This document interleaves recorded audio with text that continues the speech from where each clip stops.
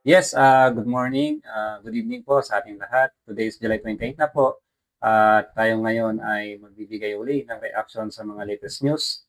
At ang latest news nga today o kahapon is July 27 is yung SONA na ng ating President Bongbong Marcos Jr. No? So magbibigay tayo ng mga highlights dun sa kanyang SONA at bibigyan natin ng reaction o komento. No? So tara, simulan natin to. No? Umpisahan natin dito sa unang panimulang speech niya.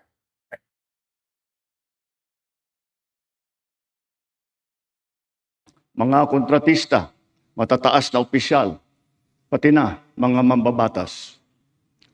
At dumating na tayo sa punto na ayon sa Ombudsman ay malapit na ang paghain ng patong-patong na kaso labang sa dating speaker. Masakit man sa akin ito, ngunit kailangan nating gawin ang tama. Hindi ako pangulo ng aking pamilya. Hindi ako pangulo ng aking kaibigan.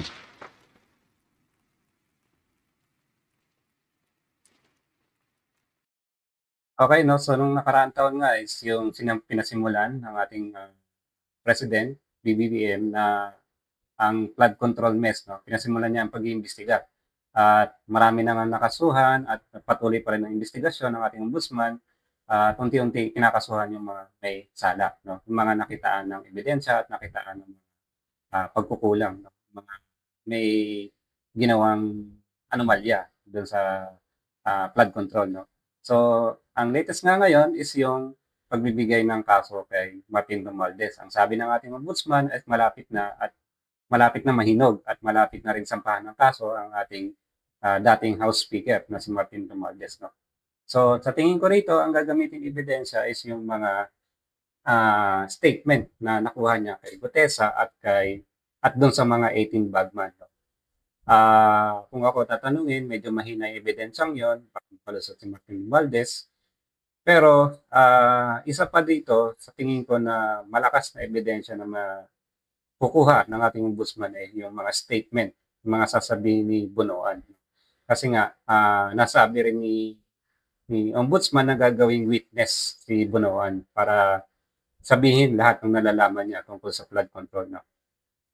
At gaya nga ng reaction ko dati, gaya rin ng sinabi ko, lahat ng may sala ay dapat kasuhan, lahat ng may anomalya ay dapat makulong, no? So, ganun pa rin tayo hanggang ngayon. So, kung may kasalanan si Martin Romualdez, dapat siya makulong, dapat siya makasuhan. So, tama yon, walang kaibigan, walang kamag-anak. No? So, tuloy lang, no? Tuloy yung pag-iimbestiga. Kung may sala talaga si Martin Romualdez, is kakasuhan siya at makukulong. Pero kung magagawa niyang malampasan to, wala tayong magagawa. Kasi yung ebidensyang nakuha niya kay Gutesa at saka dun sa 18 Bagman parang mahina, no? Mahina. So, yun lang inaasahan ko dito na parang malakas na ebidensya is manggagaling kay Bunoan. Yun yung makikita natin malakas-lakas na panlaban. No? Alright, no? So, yun isa sa mga highlight. Tapos, another highlights dito is yung Mataas ang presyo ng ating kuryente, lalo na ngayong Hunyo. Dala pa rin ng mataas na presyo ng krudo at paglakas ng dolyar.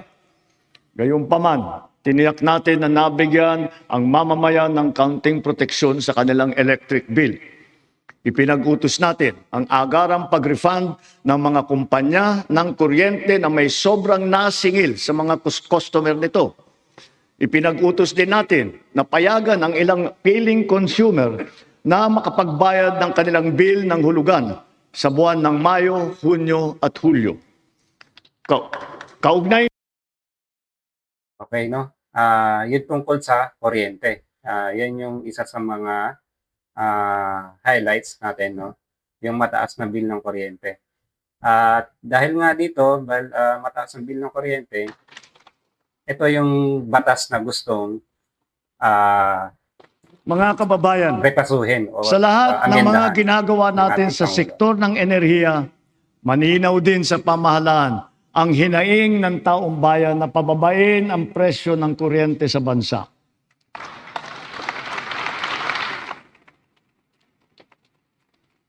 Unang-una, upang maging simple, madali at abot kaya ang pagpapakabit ng solar panel at battery storage system sa kanilang mga bahay, hinihiling ko ang tulong ng Kongreso na maipasa na ang Sariling Kuryente Act. At kung pagbawas ng presyo ang usapan, sa aking palagay, panahon na para tanggalin na natin ang systems loss na pinapasa sa consumer. Okay, so dalawa yon, dalawang batas yon na gusto niyang ah, amendahan or bago batas o paggawa ng batas. No? Una, yung Sariling Kuryente Act. So, hindi pa natin alam yung pinakalaman ng batas, pero tingin ko ito yung pagpapakabit ng solar, gaya ng sinabi niya, pagpapakabit ng solar, battery at inverter. So, kunyari, isang bahay is napakabit ng solar so, maaaring may akibat na incentives or maaring may benepisyo or hindi natin alam no kung ano yung magiging laman ng batas na yon, pero baka ganon no kasi kayo nagpakabit ka ng kuryente, nagpakabit ka ng solar, mas nakakatipid ka no, may sarili ka ng source ng energy no ng kuryente. So parang may additional benefits ba or magiging libre ba yung pagpapakabit, wala na kailangan na permit, parang ganon, hindi natin alam. So, yun yung isa. Alamin natin yan. Malalaman din natin yan kapag ginagawa na yung batas. So, yung pangalawa is yung IPIRA law. No? Yun yung sa system loss. Pinapasa ito sa consumer at kinakarga sa bill na pinapatungan pa ng value-added tax. Hindi naman kasalanan ng consumer kung bakit nagkaroon ng systems loss. Kaya hindi naman tama na kailangan sila pa ang pagbabayarin dito. Therefore, we, the people, we demand for the immediate amendment of the EPIRA. So, yun yung EPIRA law. No? Dali ang Meralco rito. No? Ano kayang gagawin nila dito? Ano reaction nila? So, yun yung EPIRA law. Amendahan, demand amendment on the EPIRA law. So, ang batas na to kasi nga yung ginagawa ng ating Meralco, mga nakikita natin sa Meralco bill natin, yung mga system loss, yung mga nawawalang kuryente na nawawala sa Meralco, sa atin itina-charge, no? Sa mga consumer itina-charge, no? So, may mga nagja-jumper, ganyan, sa atin itina-charge, no? So, isa yon no? IPIRA law. Ang pagtaas din kasi ng kuryente is talagang malala, no? Kita mo naman ang daming extra charge, no? Gaya nga sinabi ng ating Pangulo, bukod doon sa system loss, pinapatungan pa ng VAT, no? Value added tax. Meron pang tax na sinasama doon. So, maganda 'yon, no? I-update, no? Amendment yung IPIRA law. So, kasi nung time, nung Apolacay, nung tatay ni Ferdinand Marcos Jr., si Senior, hawak ng gobyerno yung Meralco. Pati yung Petron, kasama yung Petron. At nung panahon daw yun is mababa yung kuryente natin. Mababa yung singil sa kuryente. And nung time na umusad na yung napalitan na yung administrasyon, is naibalik sa Meralco yung kontrata o yung parang hawak dito sa pamamalakad ng Meralco. Kaya ayun, unti-unti tumataas at hanggang ngayon is malala. Isa sa mabigat na pasanin to sa ating mga ordinaryong mamamayan. No? Sa mabigat tong pasanin na nagbabayad tayo ng Meralco, ang taas-taas ng bill natin. So, maganda yon. Sana ngayong taon na to is update nga yung batas na yan. So, ano pa? Ano pa yung mga highlights dito is yung kanina is yung nuclear energy production. No? So, maganda ibalik uli yan kasi karamihan nga ng ginagamit natin ngayon, gaya ng sinabi niya, ito. Sa kabila ng mga nailatag para sa ating seguridad sa enerhiya, panatag ang aking loob na kaya nating umangat pa. We have begun to embark on the establishment of hydrogen power plants. Multiple projects are now in their pre-developmental stage in Marinduque, in Masbate, Zamboanga, Sibugay, Basilan, and other potential areas. Pushing the envelope further, perhaps it is time for us to revisit nuclear energy production. After all, we are already using nuclear energy in the fields of medicine, in agriculture, water filtration, and the upcycling of plastic. We are confident in its capacity to reinforce our energy security and to bring down the cost of electricity in our country. Titiyakin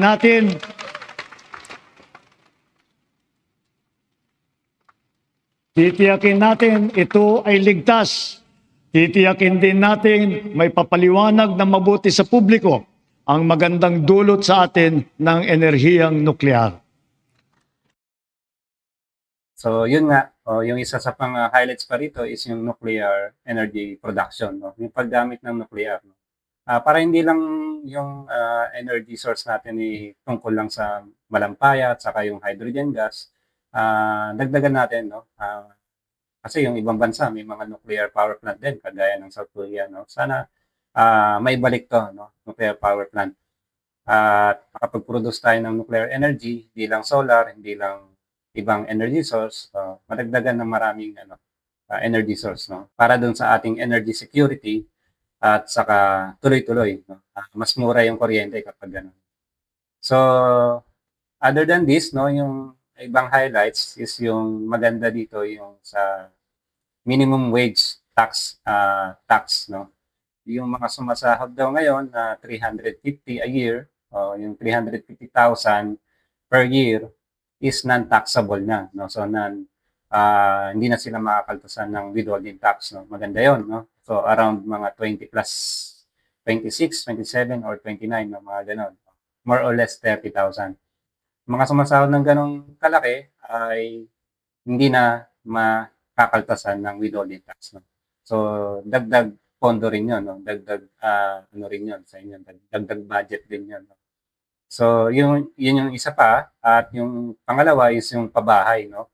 Kasi nilakihan ng Pag-ibig, Pag-ibig Housing Loan, pagkakaintindi ko, is yung from siguro yung mga around 2 million is ngayon ay tinaasan na hanggang 10 million. Kung ang dati ay pinapautang ng ating Pag-ibig sa Pag-ibig Housing Loan ay hanggang 2 million lang, ngayon ay maabot na daw ng 10 million, no? So maganda 'yon, no? Kasi pamahal naman talaga yung presyo ng bahay. So, hindi naman pwede na manatili lang sa 1 million, 1.5 o 2 million yung halaga na pwede mong hiramin utang sa Pag-ibig.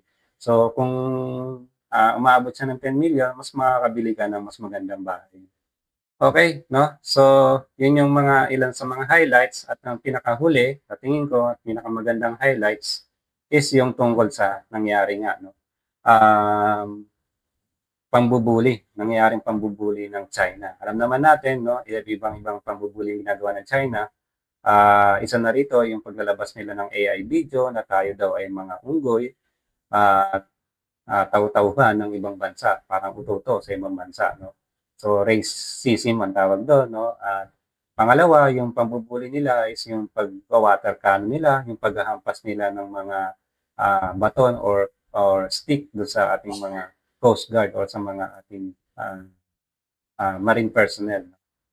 So, sabi nga ng ating Pangulo ay Our very humanity has been called into question.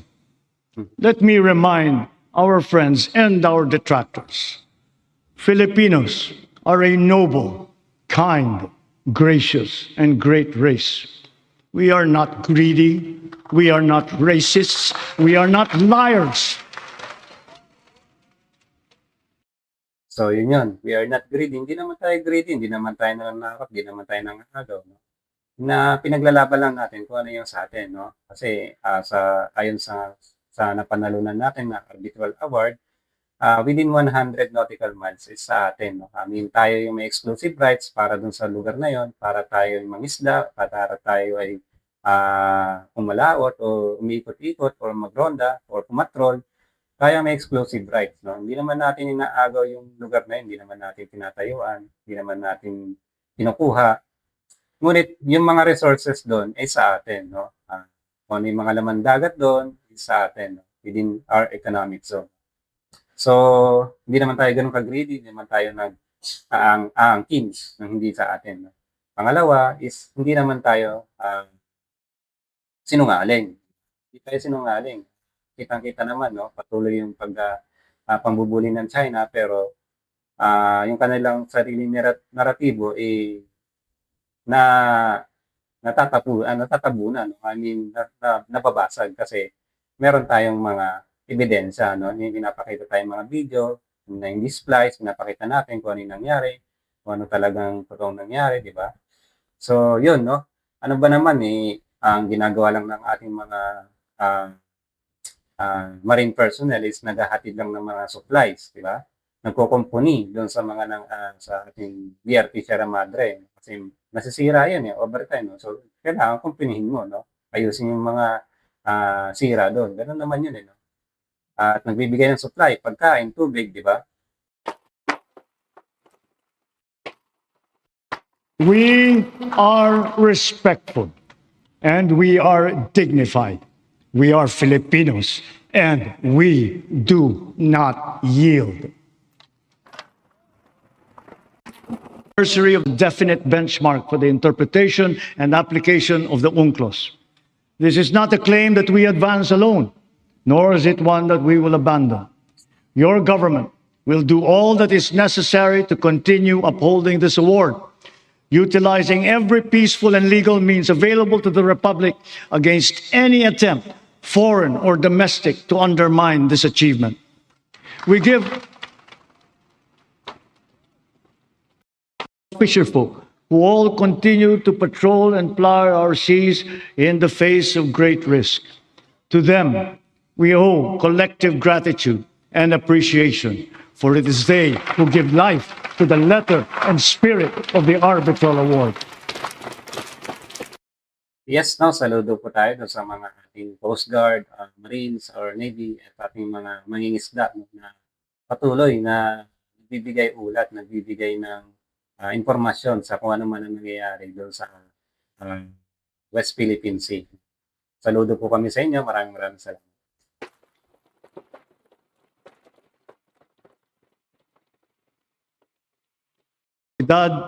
Sa loob at sa labas ng bansa, tayo'y tumindig ng taas noo at magkapit-bisig. Dahil tayo man ay magkakaiba sa maraming bagay, iisa lang tayong lahi. Tayong lahat ay Pilipino, Pilipino sa diwa, Pilipino sa dugo. Manaig nawa ang pagkakaisa at ang pagmamahal natin sa inang bayan at sa kapwa Pilipino. Sa bagay na ito, hindi tayo magkakatunggali. Tayo ay magkakabigkis tulad ng ating pinamana sa ating buong kasaysayan. Sa mga pang-aalipusta, hindi tayo matitinag. Sa manlulupig, hindi tayo pasisiil. So, yun, no? Tama naman, no? Kasi nakakalungkot lang naman dito is meron tayong mga kababayan na parang hindi Pilipino. Mas pinapanigan yung ibang bansa, mas pinapanigan yung China sa kanilang naratibo. Tawag nga natin sa kanila, Chinador, no? Iba doon sa mga senador na kumakampi sa China, pati yung mga DDS supporters, no? Yung mga DDS na very, alam mo na, hindi natin maintindihan kung bakit ganun sila sa kapwa nila Pilipino. Mas pinagtatanggol nila yung ibang tao kaysa yung sarili nila kababayan. So, nakakalungkot lang yung ganun, pero sana mamulat yung isipan nila. Tayo is Pilipino, isa lang din dapat pinaglalaban natin.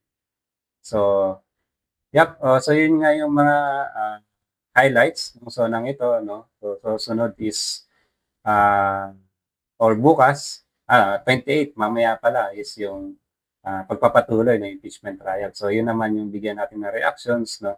So hanggang dito na lamang tayo. Maraming salamat po sa inyong pagsubaybay. Yes, mag-ingat po tayo. Thank you very much.